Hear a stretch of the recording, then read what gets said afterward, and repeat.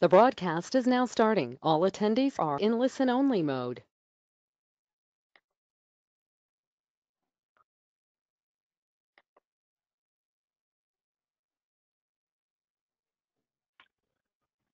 Good afternoon. This is Maria Vargas at the Department of Energy, and I wanted to welcome everybody to today's webinar. We are excited. Looks like it's going to be a pretty popular webinar, so we're delighted that everyone has joined us, especially because we're trying something new with this webinar. This is the first webinar this season for the Better Buildings program, and we wanted to spend a little bit of time today, an hour to be exact, to recap and hear from a couple of the speakers that joined us at the summit in Cleveland last month. So we were excited that the summit this year was very popular. We had lots of good talks and presentations. There was great peer exchange, and there was lots of solution sharing. And so we are thrilled that we had as many of our Better Buildings partners at the summit as we did this year. So it was great. And we're still gathering feedback on speakers and sessions. But the folks we've asked to join us today are among those that had the early buzz. These are folks from, as you will see or have seen, come from very different sectors and gave presentations on very different topics, but that were very popular among attendees and that we as DOE folks heard about in the hallways. So it's a pleasure to have with us Richie Stever from the University of Maryland Medical Center, Matt Pekar from UTC, and Brenna Walraven from Corporate Sustainability Solutions with us today. So with that, I think we're going to go ahead and start. Megan, can you forward to the next slide, please? So I just shared with you the folks who are going to be talking on the webinar today, but here is their names again, a picture, and their organization. We've asked each speaker to talk for about 10 to 12 minutes and to recap and redo, if you will, the presentation that they gave at the summit this year.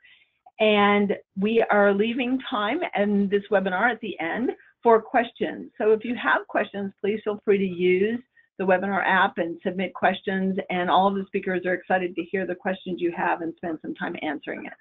So without further ado, if we can, I'd like to just kick off Megan, next speaker, next slide, if you would, please. Yeah, so I'm going to introduce and just spend a minute introducing Richie Stever from the University of Maryland Medical Center.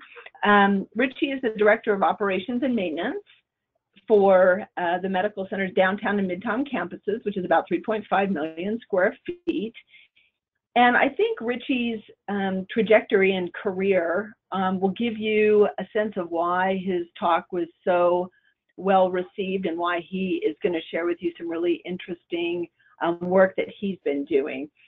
After working for several years as an HVAC technician, he accepted a series of positions at his organization, and now he is, as we mentioned, the Director of Operations and Maintenance.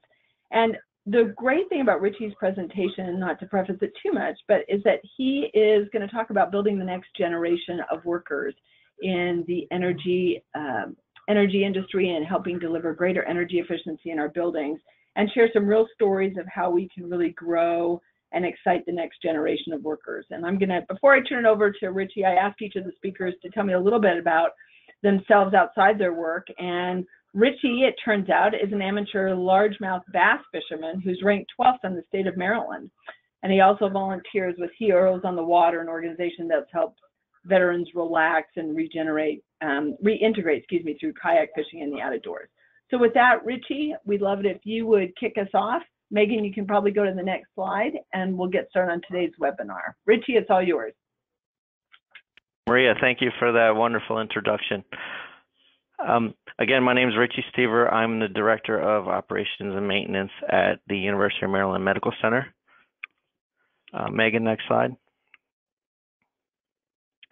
So as Maria mentioned, we are a campus 1 mile apart, 800-bed flagship teaching hospital and a 200-bed community hospital representing 2.5 million square feet. Our mission is to deliver superior health care, train the next generation of health professionals, and discover ways to improve health outcomes worldwide. Next slide. So as you can see, this is our current state of our organizational chart. I won't go into detail here, but there's a layer of management at the top, and then each of the subspecialties, electricians, plumbing, multi-trade specialists, as an example, represent each one of the various shops that we have. Left side of the screen is the university campus or downtown campus, and then the right side of the screen is the midtown campus. Next slide. All right, don't laugh at the picture, not a great picture. It just speaks to cell phone technology over the last 3 years. But the reason why I included this picture for this presentation is it shows the age, without even knowing numbers, without even knowing people, shows the average age of the department. You know, you can see there's a few folks who've been around for a while, not too many younger folks here. Next slide. So we coupled that picture with some Department of Labor projections for the next 8 years now, 2016 through 2026. For general maintenance repair workers, the percentage is going to go up 7.9%. So not only are we potentially facing employees actually getting out of their current careers due to age, health, and other reasons, but we also realize through this Department of Labor statistics that the number of workers, because of the complexity of our buildings, is going to increase. Next slide. So in addition to that previous slide, the U.S. labor force also is changing dramatically. You can see back in like 2005, the number of 55 and over workers in the workforce versus the 16 to 24s switched. So as we look towards the future, 2020 and beyond, you can see that there are more 55 and older people in the workforce than our younger generation, 16 to 24s. Next slide. So what we did is we evaluated our team. We didn't actually ask any questions. We just evaluated a team based on gut feel for who do we think is going to be retiring in the next 5 to 8 years. So all those who are retiring or we think are going to retire in the next 5 to 8 years are represented in red. Next slide, I'll give you some calculations on that. So we looked at each department. So we're going to have potential vacancies in HVAC, plumbing, electrical, electronics, general mechanics, some stationary engineers, even office personnel are going to change. So out of the total of 60 people across the 2 campuses, 17 of them are potentially retiring in the next 5 to 8 years, which represents a 28% decrease in the number of folks in the department. Next slide. So the state of department is pretty scary, actually. So the average tenure of the department currently is 24 years. So people, once they accept a job at University of Maryland, they don't tend to leave. So the 28% potentially even in the next 8 years results in an unprecedented increase in turnover. And unfortunately, most of the leaders will be departing soon. With them, they'll take their institutional knowledge. We also recognize that we didn't have a succession plan or a formal career ladder. And we also recognize that highly skilled candidates demand high wages. Next slide. So back to the slide we were talking about before with the 16 to 24-year-olds. So how do we attract that segment of the workforce? That was the question we posed to ourselves. Next slide. One of the primary reasons why we're looking at that population is because of the rate at which they will accept positions. So most of you in the various building trades, I'm sure, have similar budgetary problems that we have. So how do we develop positions that people will accept based on wage. So that makes that the high school diploma, those younger folks with a high school diploma or less than a high school diploma are prime candidates for entering into our workforce. Next slide. So we thought, well, we should develop an apprenticeship program. Next slide. So we did. So we actually created 2 different apprenticeship programs. We created a building automation apprentice program, which is a fully funded, brand new position where we educate the people on our campus, and we provide the on-the-job training. And that is a Maryland Department of Labor and Licensing and Regulation position. We also created an HVAC, 3 different positions, HVAC, plumbing, and electronics positions. For the HVAC position and the plumbing position, we took a person, an HVAC technician, high wage HVAC technician that retired, broke his wage into 2 apprentices for 2 positions, and then the other one we had a retired electronics position where we created another apprentice, and we still had a couple bucks left. We modified some job descriptions. We partner with ABC, Association of Builders and Contractors, and we are providing the on-the-job training for these apprentices. Next slide. So we modified the job description. Basically, we said to HR, these for the position, if the person doesn't have any experience, that's okay as long as they're entering the skilled apprentices program. And we said, give us an apprentice with the right attitude and aptitude, and we can teach them the rest. Next slide. So has it been successful? You be the judge. Next slide. So these are our 4 apprentices from left to right. We have Josh, Darren, Jordan, and Chris. Next slide. So I'm going to talk about each one briefly. So Chris was hired in 2015 for the building automation apprentice. He was our first one. We are the program sponsor. He was an employee of a fish store, so he understood basic mechanical systems. He played video games, which was perfect for us for understanding how one action over here in the building automation system impacts another item over there. Over the past 2.5 years, Chris has grown professionally and personally. He moved out of his parents' house. He now rents his own apartment.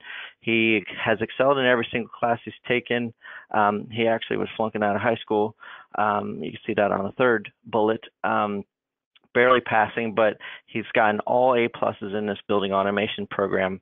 So we're pretty pleased with his performance. Actually, he's pretty pleased with his performance as well. And he's actually becoming a real asset regarding programming and maintenance of the building automation system. Next slide. Which, by the way, we have 40,000 points in our one building. So it's a pretty big program. Darren's hired in September 2016 as a plumbing apprentice. Again, we're partnered with ABC for that one. He was an employee with the receiving department, and he was a superstar. His manager came to me and said, hey, this guy's got a lot of ambition, and recommended for the apprentice program. He had no mechanical experience, and we've taught him everything. So over the past 1.5 years, Darren's grown both personally and professionally. He moved out of his grandparents' house, now leases his own apartment. His aunt was so proud of him that she bought him a car, and his 2 preceptors, 2 master plumbers, have adopted him both inside their families, both inside and outside of work. They actually invited him over to Thanksgiving last year, which was pretty cool. Darren is learning about the facility and about the profession, and more importantly, about life. Next slide. Josh was hired on the same day as Darren. Josh accepted the HVAC apprentice program. Similar to Darren, he's in the ABC program. Josh had a little bit of HVAC experience, but wanted to work for a slightly larger institution that he was working for before. He didn't quite have enough experience to be hired into the HVAC position, a full-blown HVAC position, so he gladly accepted the HVAC apprentice program. He's learning a lot about pneumatics, and he's learning about digital controls, so which makes him pretty valuable on the team, knowing both old technology and new technology. Next slide. And Jordan is our latest apprentice, just hired in March of this year. He's in our electronics program, again, partnered with ABC. Jordan entered the workforce when he was 18 as a carpenter. We hired him on as a temporary employee through an agency to get a feel for his work ethic. We liked his work ethic, and we've converted him to a permanent employee in March. He's now working on pneumatic tube system, which is the third largest in the world that I understand. He's also working on fire alarm systems, suppression systems, and synchronized clocks. He tells me he's more responsible at home because he's paying his bills on time and he attends and functions on time. I can tell you there was one instance where when he was a contractor, he was showing up late, and after a small conversation, he straightened that out. But I'm glad he did, because now he's a fully functioning member of the department, and he's even had great success personally because he purchased his own car. Next slide. So here's what our organizational chart looks like today. The yellows represent the apprentices. The reds are still those who we anticipate to retire in the next 8 years. But as you can see, we're pushing the yellows, the apprentices, up the career ladder and organizational chart so that they are the leaders of the department in the next probably 5 to 10 years. Next slide. So what's next? We're partnering with the Baltimore City Mayor's Office and Maryland DLLR and Baltimore City Community College to create a stationary engineer apprenticeship program. Some of the participating employers include Baltimore City Convention Center, Baltimore City Department of Public Works, Johns Hopkins University, both school and hospital campuses, Under Armour, the Medical Center and the Medical School, and Veolia North America. Next slide. Okay, and up next we have Matthew Pekar. Wonderful. Richie, thank you so much. This is Maria Vargas again. This is not Matt Pekar quite yet. I'm going to introduce Matt, but before I do that, Richie, I just wanted to say thank you, and I think I can see now why your presentation was such a hit at the summit. It not only demonstrates how you're really changing lives, and also how you're addressing a real need that many Better Buildings partners are seeing in the marketplace, and that is a retiring workforce and how to work with and find new talent to help address some of the energy issues. And then really what your organization has done and what you've done with your team to take that on yourselves and to make it happen in a really exciting way for all of us to have seen. So thank you so much for sharing that. So Matt Pekar is our next speaker. Matt is with UTC and is going to talk a little bit about transition planning for energy managers. As you can see, workforce between Richie and Matt's presentation is really a theme that's running through a lot of what you all are thinking about today. Just a quick intro for Matt.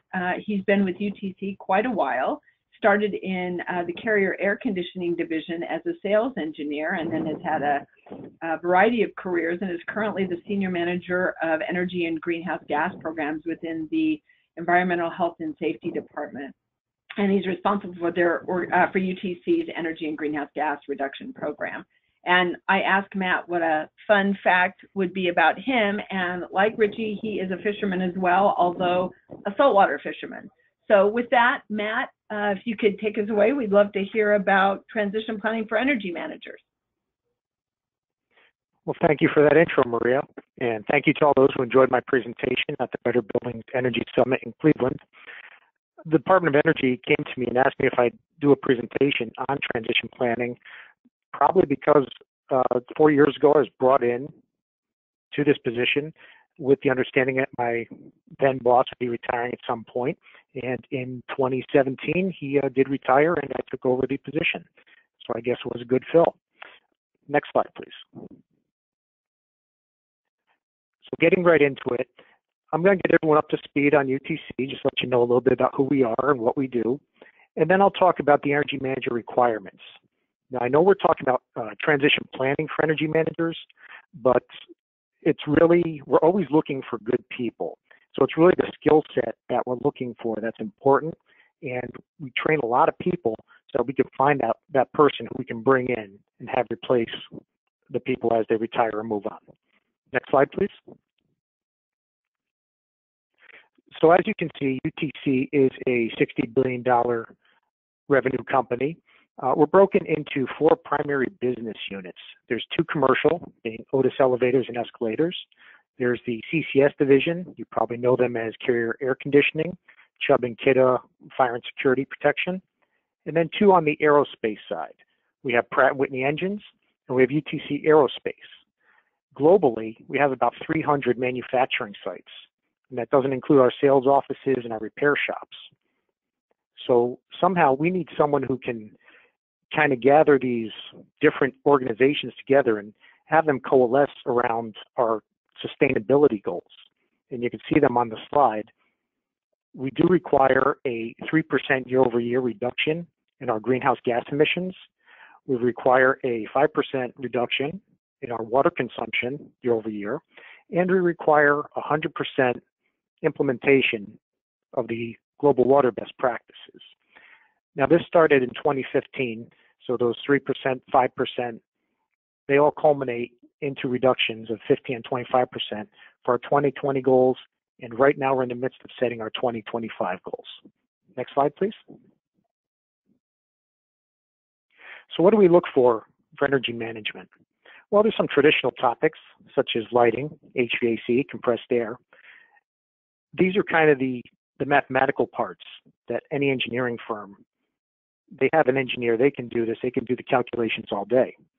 We're looking for someone who could do a little more of the advanced topics such as renewable energy, some greenhouse gas management and accounting, understanding virtual net metering and real-time data management, maybe working on some energy procurement.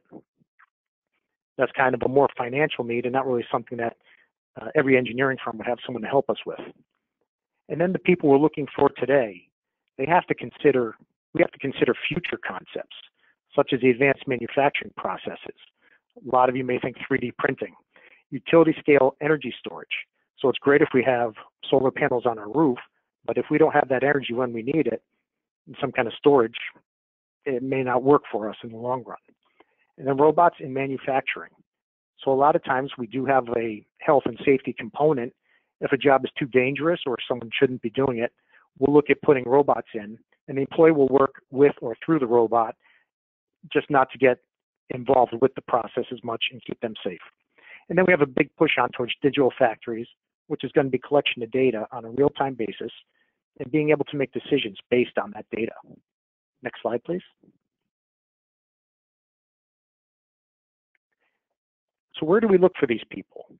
Well, it turns out that Department of Energy has a program with a bunch of universities and colleges around the United States. And these are the industrial assessment centers. You can see on here some of the colleges and universities that are identified. I've worked with several of them in the past at different locations throughout my career, and I've been very pleased with the successes that we've had with them. It's a great program because it does 3 things. 1, it gives the professors an actual setting where they can show real world situations, and allows the students to have a real world setting and go out and see things physically happening. And 3, it gives us the opportunity to gauge these young employees, these young students, who we can then pick and choose who we think is going to work for us. Helps us identify some. Next slide, please.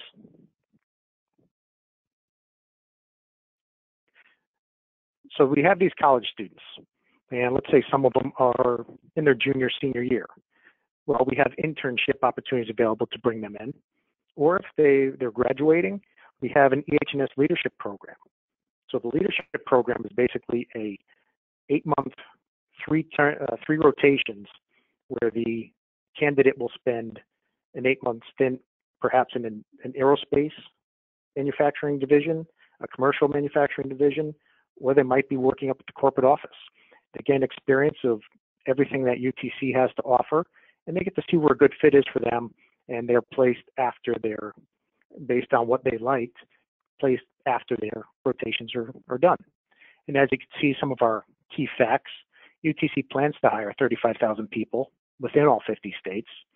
They're going to make a $15 billion investment for their innovation. That gets back to that digital factory.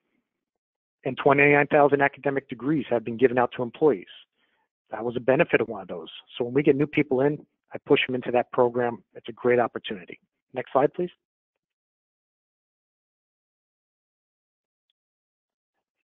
Okay, so you came out of college. You're lucky enough to get an internship or get on the ELP program. Now we got to start immersing you into the energy management system here at UTC. Fortunately, we have this energy management guidebook. It was developed about a decade ago by a lot of energy managers throughout the company. And they pulled together their best thoughts, practices, and ideas and put them together in this collection. The 12 I'm showing here, we have as our best management practices. These are the ones that we put out to the sites and we say, if you're doing these, you're operating at optimal performance. So we train the new people in this, get them inducted into it, and then we send them out to the different facilities and see what they can find and see if this is being implemented. Next slide, please.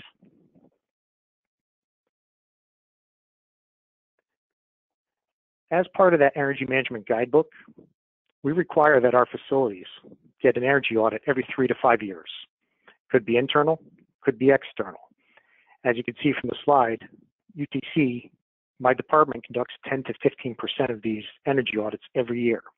It's a good way of staying on our toes and identifying new processes and staying fresh. What we try to do is we bring the interns with us, or the LPs, and we'll have them work the audits with us. We'll see how they interact with people, both people operating the machines, technicians, and even management. Interact with all of them to see how they do, if they get the concept. And this is really a hardcore audit. We're in there for about 3 days. We go in, we assess, we find energy projects, and then we give a report out by the time we're done. Next slide, please.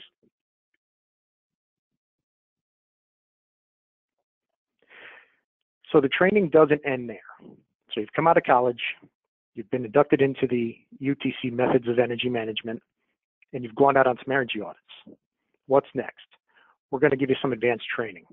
We are a challenge partner with the Department of Energy. We're very proud to be that. We have a good long history with them. And we've conducted some training events at our different sites, such as the Energy Treasure Hunt. You can see those two up there. Compressed Air Workshop out in California. And then we participated and brought the Department of Energy into our Springdale, Arkansas plant, where they did a motor energy audit. They went through to see what motors were in place to add to their new system, to update it, that they're going to roll out, I think, about another 1.5 years or so, and people will be able to go in there and do motor selection. Next slide, please. So the on-the-job training. We get to train the trainer, and it's fantastic. We learn some great things, but it doesn't just stop at the U.S. borders. We're an international company. We're in about 169 countries. So we take this training abroad. Now, again, we'll have interns and ELPs in other countries. We'll train them over there. The Energy Treasure Hunt training, we conducted training seminars in Canada, Mexico, and France. Had about 12 countries represented and about 36 people who participated. A lot of them carried that into their facility. It was also a great way for us to view internationally who's out there and if there are any candidates who could be good fits as energy managers abroad or even brought back to the United States. Next slide, please. So now you've had all this training. You feel this is the route you want to go. What's the next step? What can you do to set yourself apart? The Association of Energy Engineers, the Certified Energy Manager Program. You take a 3-day course, 4-day course, and you take a test at the end of it. Hopefully you pass that course, and that just gives you the credentials and the recognition among your peers that you know what you're talking about when you walk into that facility or when you're talking to them on a level playing field. Next slide, please. So this is just wrapping everything up. So the first thing you really need is you need to have an interest in energy. You probably don't need to know every step of the way, but you need to have, so you're curious. You're curious about how things work and operate and how they interact. You need to have a willingness to travel. Obviously, being a multinational corporation, this is very big. You're going to have to want to travel, and you're going to have to be able to maybe not speak other languages, but understand the other languages, take your time, and just be willing to listen closely so you understand what they're asking you. Technical background, another big asset. There is a lot of math involved in the calculations that we do. And then factory experience. The factories are a dangerous place. There are opportunities. There's hot ovens, there's chemicals, there's moving equipment. Easy to get hurt. That factory experience, you get trained in this health and safety ways, and then you're aware when you're going through the factory doing your audit, what you should touch, what you shouldn't touch, what you should go near, what you shouldn't. Then degrees and diplomas. The degrees and diplomas give us the basis. They let us know that you have the basic understanding of what we ask of you, of what we expect, and then the certification. So once you've proven all that, you go out, you get this certification, and then you're considered a competent energy manager. Next slide, please. So that's it, 10, 12 minutes. I hope that was enough for everybody, and I'll turn it back over to Maria. Perfect. Matt, thanks so much. We appreciate it. I think I can see part of the reason people really enjoyed your presentation, because thinking about the succession in planning for energy management and energy managers is really important. And so I think what you shared are some really good guidelines and things to think about, and processes, and how to make it an organization-wide commitment. So thank you again. I appreciate it. Before I introduce our last speaker, Brenna, I wanted to just remind folks on the webinar to please go ahead and ask questions, supply questions on the webinar chat on the GoToWebinar, so that we've already got some of those, and I know that Richie, Matt, and Brenna are anxious to answer questions you all have about their presentations. So last but not least, I want to introduce Brenna Walraven, who is the CEO and founder of Corporate Sustainability Strategies. We've known Brenna for a while, and we're excited about her presentation because it's really very different than the presentations that have come before today. She's really going to talk a little bit about some of the insights that she's getting as she works with her clients and businesses to sort of highlight the kinds of things that we should all be thinking about now, and maybe some of the trends that we don't need to be paying so much attention to. So just a little bit about Brenna. As I mentioned, she's with Corporate Sustainability Strategies. She, the first client was really USA Real Estate Group, which is Brenna's former employer of about 16 years. So Brenna has done a lot of work and has a lot of experience in helping partners really think through how to think through strategic leadership and direction for many multi-sector real estate owners or of large portfolios. Brenna's done a lot of work and continues to be very involved with BOMA, Building Owners and Managers Association, as well as folks like the Real Estate Roundtable. So worked with a lot of organizations, has a lot of experience. And in terms of a fun fact, Brenna tells me she's not a fisherman, fisher person, fisher woman, but she is a golfer with a 9.4 handicap. So with that, Brenna, thanks so much for joining us. I'm going to turn it over to you. Thanks so much, Maria, and gosh, great job, Matt and Richie. I'm going to try to not be as try to be as upbeat as you are, at least when we finish. Really enjoyed this discussion and participating at the Better Building Summit and here today. So I'm going to talk a little bit about investor-oriented sustainability insights. And with that, if you go to the next slide, we'll jump into what I would like to have people start thinking about, which is where resiliency fits into sustainability, which is a little broader perspective and is coming up more and more as we saw with the storms in North Carolina and South Carolina. Next slide. And in that same spirit, if you click again, you'll see a photo here. And really what I wanted to make the point here is that according to Moody's last year, they actually explained how climate change is going to be increasingly incorporated into credit ratings for state and local bonds.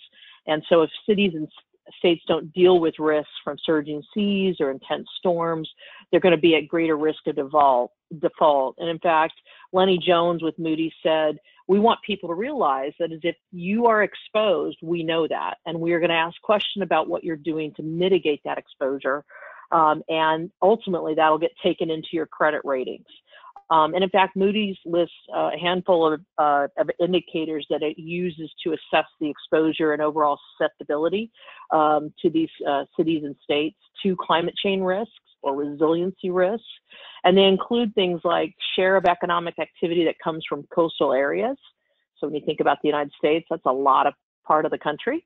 The risk and exposure to hurricane and extreme weather damage as a share of the overall economy, and then the share of homes in the floodplain. And when you just take those three, and there are a couple of others, overall risks, Texas, Florida, Georgia, Mississippi, among several others, really become higher risk areas and should impact how we think about and what we're doing with respect to resiliency. Next slide. And I want to put this in market context because I think this is how increasingly investors are thinking about it, is that, again, resiliency is part of sustainability and it's really an emergency megatrend. How do we know that's true? Because global economic growth has intensified competition for natural resources, particularly oil. There's a geopolitical dimension. And externalities associated with CO2 emissions and water use, and those are becoming more material. So what do I mean by material? It means that investor considers them central to how a company will perform. And in fact, the Securities and Exchange Commission, or SEC, ruled in 2011 that climate risk is material to investors, and thus public companies need to disclose what they're doing to mitigate those risks. And we know that public concerns about pollution, food safety, natural resource depletion, and all of these types of issues is on the rise. Next slide.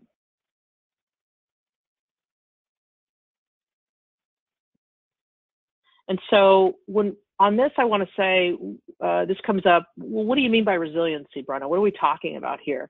Well, it's the definition in this context is preparing for and recovering from climate-related weather events. And why should it matter to us? Because climate change and weather-related risk are rising at an increasing rate, meaning it's not just that they're happening, but they're happening more and more frequently as sea level rise is also increasing at a faster rate. And the impacts, not just to the environment or buildings, but to people is very significant and pervasive. Couple of interesting facts to give you an order of magnitude of this, of the importance, is that U.S. disasters have quadrupled since 1970 to an average of $100 billion a year. But in fact, in 2017, and the final numbers are still not in, is the worst year on record where there was $300 billion in natural disaster-related costs for cleanup and rebuilding. $300 billion, so very, very real money. And a lot of people say, well, Brenna, that doesn't impact me. I don't live in Florida. I don't live in Houston. I don't live in New Orleans, which is not in my backyard, or NIMBY. Unfortunately, 1/3 of all U.S. counties declared a natural disaster in 2017. 1/3 of U.S. counties. So it's pervasive throughout the U.S. And roughly half of all Americans live near a shoreline that is disappearing or being impacted by sea level rise and storms. So streets are flooding, drinking water is becoming unsafe, homes and buildings near sea level are more vulnerable. So with all that good news, there is some positive way to think about this, which is that there are cost-effective ways to prepare for these events and be able to recover faster from these events. And there's even a business case, which I'll get into here shortly. Next slide. So to drive there's the next. Sorry, the good news was on my notes, but finally got that. The good news is there are cost-effective ways to prepare. The reason I wanted to show the New York Financial District is obviously this is the center of global finance. So again, it's not a small town in Mississippi or someplace that may not have a huge impact on our overall economy. And there was an analysis that looked at what would happen at the rate we're looking at for sea level rise by 2100. If you go to the next slide, you'll see that impact. And what you'll see is basically New York City's financial district would be underwater. So these risks are real, and they're not just to a handful of communities. Next slide. And so when we talk about sea level rise in particular, why is it important? Because it's more important for our planning. Codes are going to increasingly change to adapt to this, and that will often change the types of uses in real estate. And we're seeing more of that already, particularly in South Florida and other parts of the country. What that also means is there's going to be more capital improvements needed to invest in, again, preparing for and being able to recover from more quickly.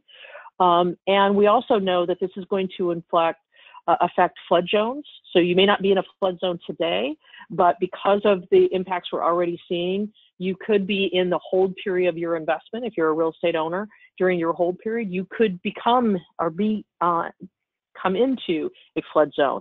So why is that important? It not only has a negative effect on insurance rates and costs, right, which is indicative of risk, but it also could mean that there's a complete inavailability of insurance in certain places. And we're seeing that in parts of the country today where it's harder to get insurance depending on the type of real estate you have. So it's just something that we all need to be thinking about in our planning and capital planning in particular. Next slide. So let's talk about resilience and risk mitigation. Sorry, let me back up before we depart. This is kind of an indicative of what I was touching on about the different zones that come into effect for insurance. And the really only point I wanted to make here is that what you'll see is the one house that's kind of a yellow house in the middle of the slide, it's improperly elevated because when it was built, it was not in a flood zone, wasn't a real risk. And what you see next to it is one that has been elevated. Now, I get that most commercial buildings aren't going to get jacked up on stilts. The point being, though, is insurance companies are going to be looking for ways that property owners and operators prepare for the storm surge, the wave effects, and how to mitigate the risk of being not only just damaged, but being offline and unable to be used over long term. And these risks are increasing for majority parts of the country. Next slide. Keep going. One more. So we're going to talk about defensive value protectors, and what we're really talking about is how can we reduce risks. So if you look on this slide, you're going to see a lot of different types of risks. And most of these, in one way or another, are touched by resiliency. And I don't think most people are thinking about that on a day-to-day basis, but it is got to be more part of our vernacular and how we're thinking about things. So not going to get into the details of all of these. What I'm trying to point out here is risk is the big four-letter word in real estate today, and resiliency is the strategy for how we deal with those. Next slide, please. And specifically, and reducing risks is increasingly going to get priced into real estate. And so real estate owners and operators are generally really used to asset and property management related risks, right? They have emergency preparedness plans. They're used to tenant risk. So does the tenant have insurance?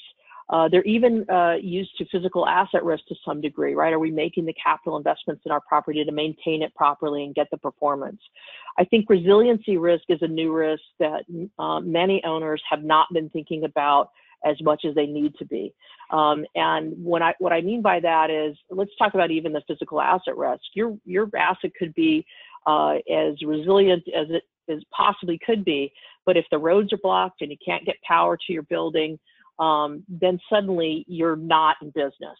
Same thing for a tenant. Just because they have business interruption insurance doesn't mean that they won't fail in a catastrophic event. So that requires engagement and talking about these issues, again, not just internally, but also with our tenants to address this. Again, the good news on all of this, and I do want to point out some good news, is that we can really lower insurance costs to offset the investment that we need to make to prepare for or make our buildings more resilient. So there is a business case, which I'll touch on here in a couple seconds. Next slide. So next really thing to get into a little bit is what can we do about these risks. So there's a process, just like we do in anything in business. We have a process to improve efficiency, reduce costs, and again, drive the right outcomes. So that starts with a basic vulnerability screening and looking at your portfolio and saying, where are my biggest risks? Where do I have real estate that is in the most risky area? And it's not just looking at where you might have hurricanes, for example, but things like tornadoes, exposure to drought, flooding, even fire that come from excessive drought are all tied to resiliency issues, and we have to do that screening. And then we want to look forward and say, what's material? Where are the biggest risks and how important are they to my business? So I have clients that look at their FFO or funds from operations, and they say bigger assets in coastal locations, particularly at risk of potential, again, floods, tornadoes, et cetera, are the ones that they're focusing on first. And then what we want to do is set a plan, identify and implement kind of best practices. And there are retrofits that can, again, offset your insurance premium costs. The key is you have to have discussions about what those need to be. And then lastly, achieve portfolio and risk mitigation, which is really about being able to document what you've done so that you can not only share that with your insurance carrier and get that cost reduction, but also be able to have the right kinds of conversations with your tenants and your local community. Next slide. I just wanted to show this. So stay on this click. There's going to click through. This slide is just giving you some examples, and I thought it was compelling. This is off of Zillow that shows you if the sea level rises 6 feet, how many homes would be affected. And as you can see, a big chunk of the East Coast would be dramatically affected, over almost 2 million homes and almost $900 billion. Next, click it one more time, and we'll get a roll up. And so what we say is, hey, there's things that we need to think about. It's not just sea level rise, but we need to look at, is there excessive heat or cold spells? You guys all may remember the polar vortex and how that impacted us. Cyclones, wildfire, drought, all of these need to be put into our matrix of how we're thinking about our building and then coming up with a plan out of the backside. Next, click it one more time. And what you'll see here is that there are some benefits that you may not have been thinking about. So not only lowering your insurance costs and reducing your risk and having a better relationship with your tenant, but also having enhanced public safety and also revitalizing neighborhoods. All of this is combined part of this, which if you go to the next slide, is what the business case ultimately is that there will be winners and losers in this. And a sustainability program that includes resiliency is able to reduce risk. And that'll, again, increasingly be priced in the real estate. And if you've reduced those risks, there go enhanced value. And again, you can often save more than you spend by offsetting the investments through insurance reductions. And ultimately, we increasingly see these as proxies for good management. This is what good owners and operators do, is they're thinking about what's next and how to prepare for those. And my last slide here, I just wanted to quickly touch that many cities today have programs. These are the commitments that New Orleans has publicly announced. The big one that I wanted to mention is that they increasingly are looking to incentivize property owners to invest in risk reduction. So it's important to reach out to your local community where you have portfolio, where you have real estate, and look to see what opportunities you can partner with your city to make your building more resilient. With that, I'll turn it back over for questions. Awesome, Brenna. That was really great, if a bit sobering, but that was really wonderful. So thank you for sharing that. I appreciate it. So up on your screen now, you'll see that there are additional resources that you can use that were submitted from the speakers for today's session. So next slide, let's go ahead and do some questions and answers. I'm being very mindful of time. I promise folks this webinar will go till 4, but I think that gives us about 10 minutes to take questions that you all have asked. We're not going to get to all of them because people have asked questions, but which is great. But we'll see if we can get to as many of them as possible. So Richie, since you were the first speaker, I'm going to toss the first question to you. Someone has asked the question and was hoping you could provide an estimate of the percentage of extra time it takes to get an apprentice up and running as opposed to an entry-level technician. And then while you're there, if you wouldn't mind describing the relationship between, and maybe interactions or experience between older workers and apprentices, that would be great. So Richie, I'm turning the mic over to you. Thank you, Maria. Two great questions. I'll start with the first question with how much extra time do I think it takes for an apprentice to get up and running? So I would say approximately 5% additional time. And I say that number is awfully low, you're probably saying to yourself. But if you think about, or as I think about the campus, 2.1 million square feet, three big plants inside, just for an entry-level technician to come into the building, understand where items are, how the three plants work with one another. There's a bit of learning curve there. So an entry-level technician who might have some minor skills might not have experience with a quote-unquote industrial situation. So they're going to take a bit of time to get up and running, and then the apprentice will have their own challenges with, one, learning the building, learning the systems, particularly if they don't have any previous knowledge of systems, and then learning their trade. The positive for the apprentices are they're working shoulder to shoulder, elbow to elbow with the experienced technicians. So the experienced technicians can help them get up to speed much faster. So that leads me to the second question, describe the relationships and interactions between the older workers and the apprentices.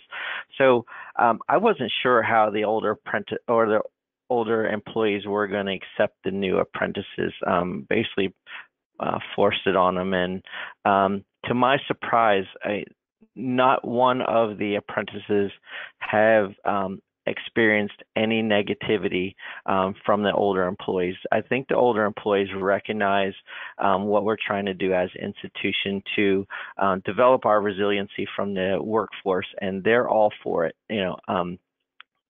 With helping us as an institution take that institutional knowledge out of their brain and pass it on to somebody else, I think is fulfilling to them as the potentially departing employee and the new apprentice employee. So I can't speak highly enough about that relationship. Like I explained with Darren, the older guys have invited him to Thanksgiving as one example. So I'm very pleased with the relationships and the interactions between the younger team members and the older team members. That's great. Thanks, Richie. I appreciate it. Matt, I'm going to pivot to you, and you got a bunch of questions. So I'm just going to pick one. When you hire college graduates, do you give any emphasis on the young having liberal arts coursework, or what in particular are you looking for? If you want to address that, that'd be great. Sure. I highlighted the fact about a technical background. As I said, there's a lot of number crunching. There's a lot of understanding how physics works in the components that we use. There's a lot of chemistry, but there's also that you have to be able to interact and talk with people at different levels. So even though you're talking with maintenance technicians and engineers on one side and process people, you may be turning around talking to a facility manager or a site manager. You may even talk to a vice president trying to explain why that project that you're doing, even though the payback is not less than 2 or 3 years, why that's important to do for public perception beyond the walls of the factory. These young students come with those abilities. If they can communicate beyond the technical speak, that's a very valuable asset. And having those liberal arts backgrounds just gives them another venue to kind of open up a dialogue or a conversation with different people throughout the organization. That's great. Thank you so much. Brenna, you have a couple questions too, and one of them is interesting to me, and that is lots of great information, lots of great things to think about as we look to manage businesses and buildings through the future.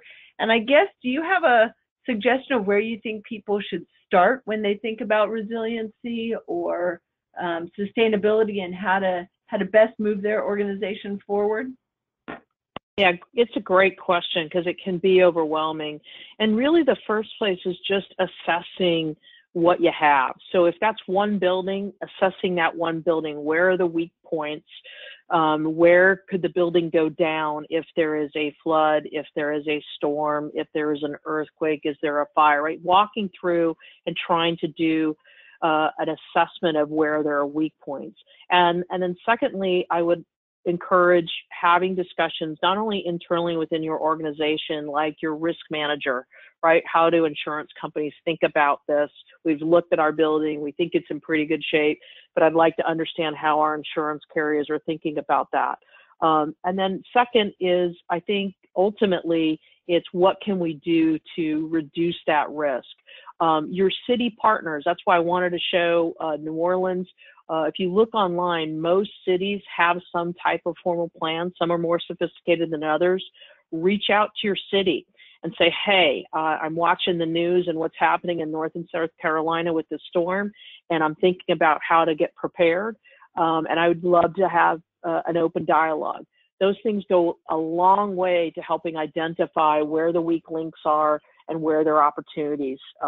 And you may be thinking, well, wait a minute, does this really affect building maintenance, or is this really a design criteria? And the answer is yes, it's both of those areas. So certainly designs are changing, and I've seen that when I was at USAA, equipments were being in the Hoboken area on a building we were going to be investing in. The equipment went on the roof so that if a storm came through, everything could still run and operate.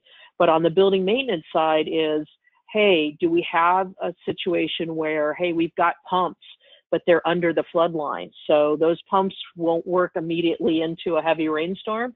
Ooh, maybe there's a way just to move where those pumps are so they can get the benefit. So starts by assessing what you have, reaching out to your local community and discussing it internally and externally, and it definitely affects building maintenance, not just design. Well said. Great advice. Thank you so much, Brenna. So Megan, if you'll do the next slide, I wanted to spend the last 2 minutes we have together today, first and foremost, to thank Richie, Matt, and Brenna today for being on the webinar. I really appreciate it, and I can absolutely see now why you all were voted as some of the top speakers. Not only were your presentations thoughtful and based in real life and real experience, but really give listeners and Better Buildings partners and stakeholders things to think about moving forward, not only on thinking about larger issues like resiliency, but then the staff you have to work on those issues and work on driving greater efficiency in our buildings. So thank you again. What you see on the slide right now, on the screen right now, is this is the first of the webinar series for this year for Better Buildings. And these are all available online. Folks, you can sign up. They're basically once a month, and we look forward to seeing all of you who've joined us today on future webinars for Better Buildings. If the next slide tees up our next webinar, which is on thinking through water. As everybody knows, energy and water are closely linked. There is really a nexus between our energy and water use. And there's all sorts of partners who are going to be talking about really new approaches and opportunities to think about water and building, what's working, what's not, what data are they collecting, what's useful, etc. So with that, the last slide, Megan, if you'll get us there, is on today's webinar. So just circling back, here are the emails and names again of the speakers on today's webinar, as well as mine and Megan and Kendall from ReTech Advisors. So if you have questions for Richie or Matt or Brenna, please feel free to email them or myself. Thank you again to everybody for participating on today's webinar, and we look forward to seeing everyone on a future Better Buildings webinar in this fall or winter. Thanks again to everybody for participating today. Thanks, everybody.